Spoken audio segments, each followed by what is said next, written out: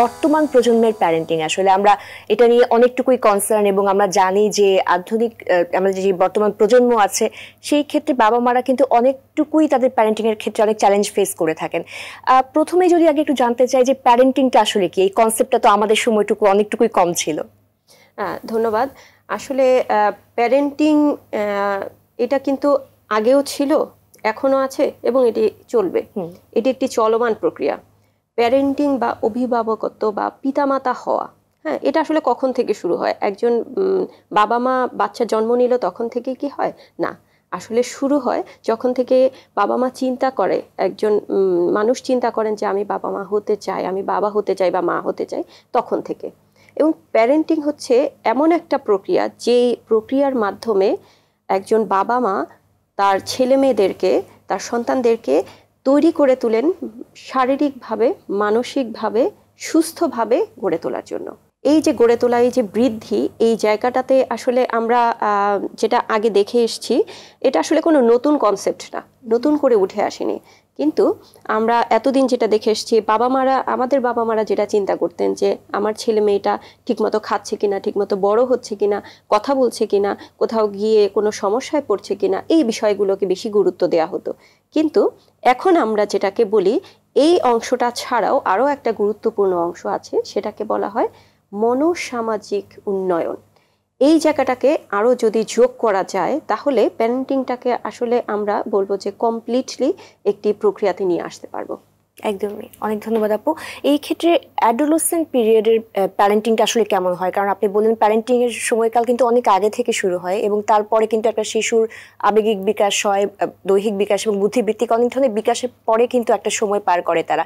কিন্তু সবচেয়ে বেশি অ্যাডোলেসেন্ট পিরিয়ডে বাবা মারা অনেক বেশি চ্যালেঞ্জ ফেস করেন, ক্রাইসিসে ভোগেন। সেই সময়টাকে কিভাবে অ্যাড্রেস করছেন? আচ্ছা, অ্যাডোলেসেন্ট পিরিয়ডটা কিন্তু আসলে একটি গুরুত্বপূর্ণ অংশ জীবনের।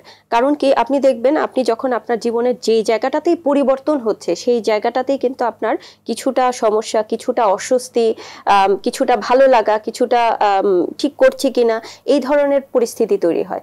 তো অ্যাডোলেসেন্ট পিরিয়ডটা হচ্ছে আমি যখন শিশু থেকে কৈশোরে যাচ্ছি, আমি আবার কৈশোর থেকে বড়োর দিকে যাচ্ছি, অর্থাৎ আমি বড় মানুষ হয়ে যাচ্ছি।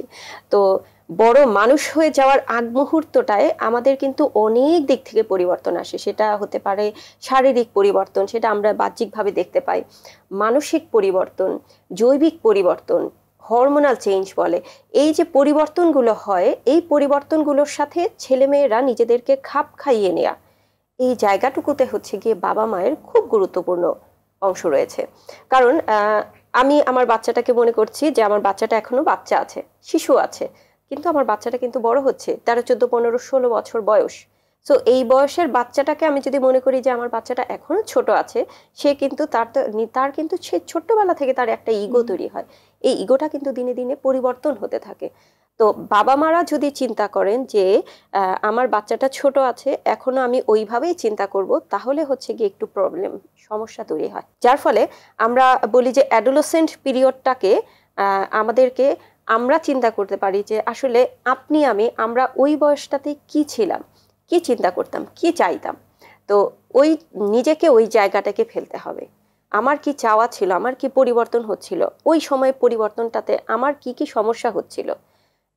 এই অ্যাডোলেসেন্ট পিরিয়ডটাতে কিন্তু ছেলেমেয়েরা বলবে যে তোমরা কিছু জানো না, তোমাদের সময় এরকমটা ছিল না। অনেক সময় বলে ফেলে, বাচ্চারা বলে ফেলে। আসলে তাদের এই পরিবর্তনটাকে আমরা কিভাবে নিচ্ছি।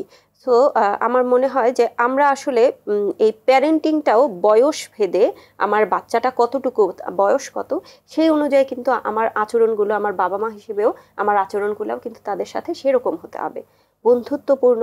তার সাথে সবসময় যে আমি সারাক্ষণ নজরদারি করব না, সেটা না, কিন্তু আমি যে তোমার কাজকর্মগুলোকে খেয়াল রাখছি, আমি সেটাকে গুরুত্ব দিচ্ছি, কোনো সমস্যা হলে তোমার পাশে আছি, আমি তোমার কথাগুলো শুনতে চাই, আমি তোমাকে বুঝতে চাই। এই বিষয়গুলো হচ্ছে গিয়ে বাবা মাদেরকে, অভিভাবকদেরকে আসলে এই বয়সগুলোতে বোঝাতে হবে ছেলেমেয়েদেরকে।